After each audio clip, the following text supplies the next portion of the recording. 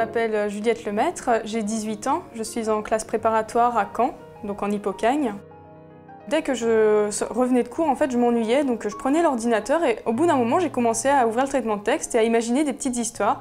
Les histoires sont devenues de plus en plus longues, de plus en plus détaillées et j'ai découvert que j'adorais ça, donc depuis, je continue à écrire et c'est ma passion. Ma curiosité m'a conduit quand même à lui demander si elle pouvait me faire lire une des histoires qu'elle écrivait sur son ordinateur. Donc j'ai lu cette histoire et je lui ai dit, écoute, il n'y a qu'une chose à faire, on le publie, on fait ça en auto-édition, je vais t'aider, on va corriger ensemble. Mon livre il s'appelle Manipulation, le tome 1 c'est Corbeau. Et donc ça raconte une histoire après la Troisième Guerre mondiale de deux jeunes filles qui s'opposent à un système commandé d'une main de maître par un dictateur, un despote. J'ai mis 2 mois à l'écrire et ensuite les corrections on a mis plusieurs mois avec l'aide de mon grand-père.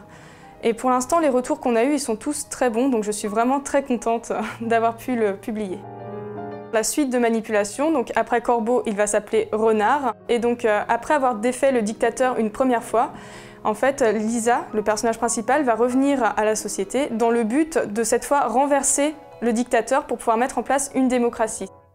Cette inspiration, elle me vient pas mal des films parce que je regarde beaucoup de films avec mon père et aussi je pense beaucoup des livres parce que je lis énormément et ça nourrit énormément l'imagination.